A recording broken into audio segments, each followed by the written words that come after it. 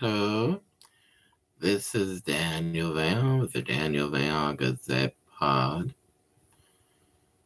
I believe that's the name here on YouTube also. Yeah, right here. At Daniel Vayon Gazette 35.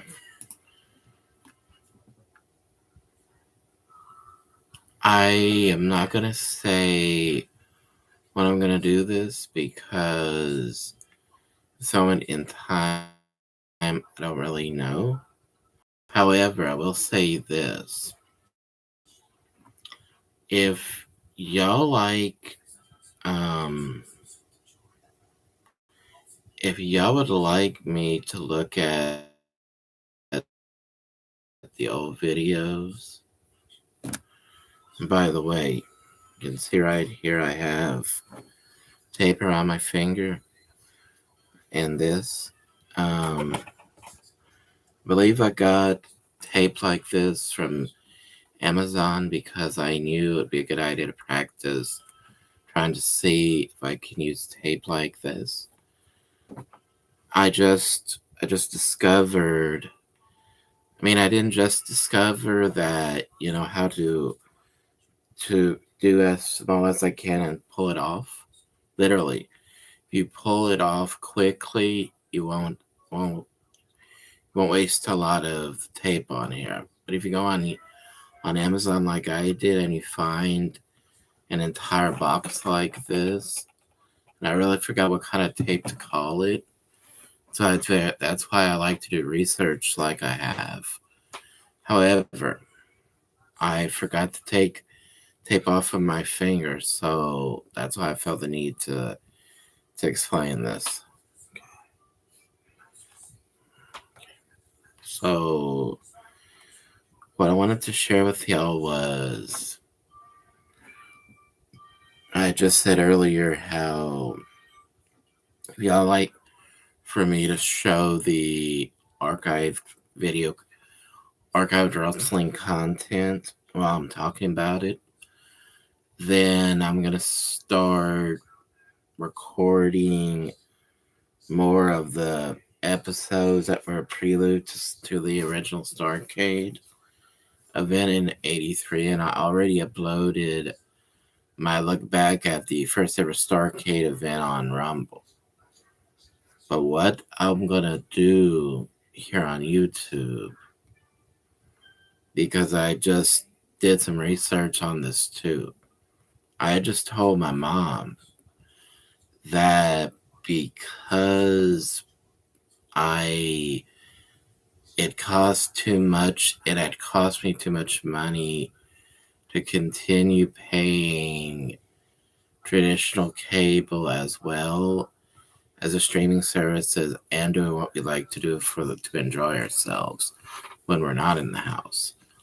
So I told mom, I said, I haven't lost my interest in the WWE or in pro wrestling, but because they don't do streaming for all the shows, only Raw, that's why I haven't watched it as much as I usually do. So I told my mom, I said that they upload all the SmackDown episodes on Peacock. And at this moment in time, I don't know. Nothing is set in stone, but at this moment in time, I'm not sure if Peacock's gonna keep the current SmackDown episodes or the archived wrestling content. So that's exciting to me because that means I would not have to worry about Peacock and ESPN Unlimited. I could cancel one and keep the other if ESPN manages to get the WWE library and add them to their unlimited section. However, until that's for certain, I'm going to start looking the SmackDown episodes that either I was not watching or I couldn't watch because of not watching TV, not watching cable. So that's I'm gonna start talking about that now. No, I won't be talking about the videos while the videos are playing because here on YouTube I don't have any protection for that.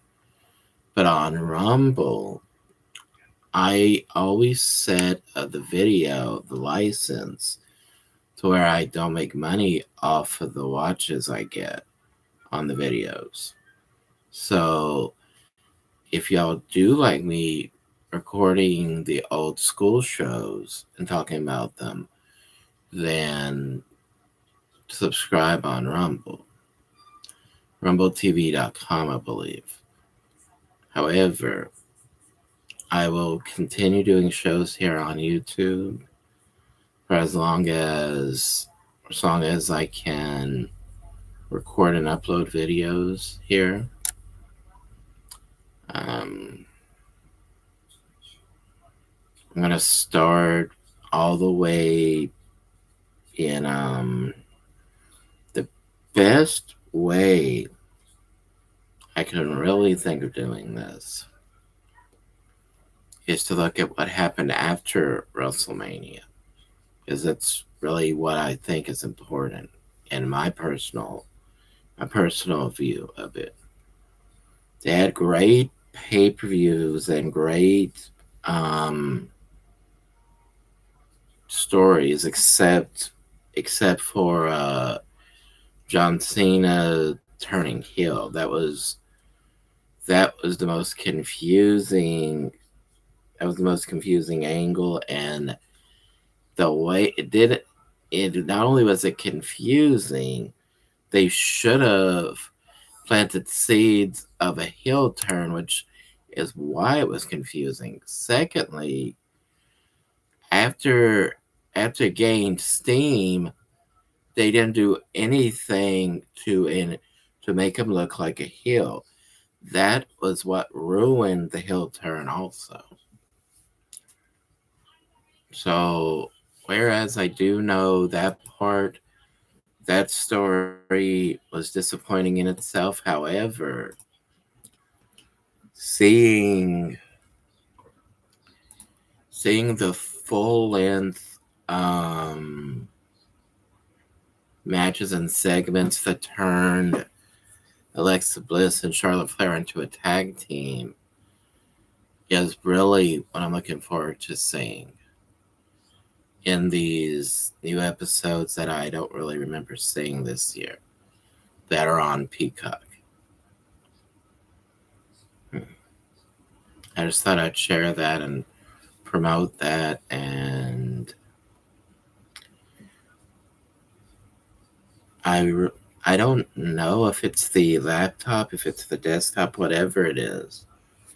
The last two times I tried to record here, it would cut off after about an hour. So I don't know. Even though I could record a live stream here on YouTube, I don't know if it'll go and record until I'm finished. So that's why I don't know if I should pre-record it or not. But thank you to YouTube for giving us an opportunity to, when I say us, I'm talking about all the people that like to record videos and put them on here. I don't want to beat a broken record, so I'll just say this. I appreciate how y'all put guidelines to protect us from getting blocked or from getting our channel removed here on YouTube. So I didn't even read the guidelines because I really didn't understand what the point of the guidelines were until I read about impersonation problems. And I said, ooh, now I understand. That's why I appreciate that. So even though I didn't know at first, when I read that y'all have a strict policy against impersonation, I said, ooh, now I know why. However, when I realized that I can't even be in the video of, talking about copyrighted content, I realized there's a lot more red tape than I realized before. So that's why I use Rumble for myself to talk about classic videos while they're live. Because I know that can keep me from legal trouble. I've been trying to think about how to start a SKOOL channel of myself, potentially here on YouTube, and I'm just realizing best thing I can do is to offer people benefit of what I've learned being here on YouTube. So I if I can if I can look this up a little bit deeper, I would like to think about how to do a school thing either here on YouTube or on another website with the SKOOL name in it. And just really thinking to myself now, I really don't think that it's a good idea for me to try to teach people about copyrighted content because there's so many different ways you can learn about it. What I will do though is I'll take some examples of what I went through and I'll use that as the basis of why I'm doing each episode or whatever you want to call it, video teaching. Thank you. I don't really have anything else to say, and hope y'all do join me as I talk about these episodes of SmackDown that happened in the beginning of close to post WrestleMania, pre-summer, and then in the summer itself, and then now would be the fall. I don't know how many episodes of SmackDown I will be talking about a week. However, I will try to do as much as I can because there's so much I couldn't watch.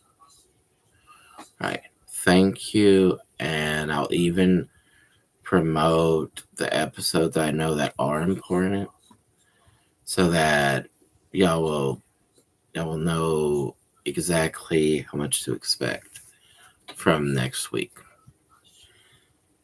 Thank you and goodbye.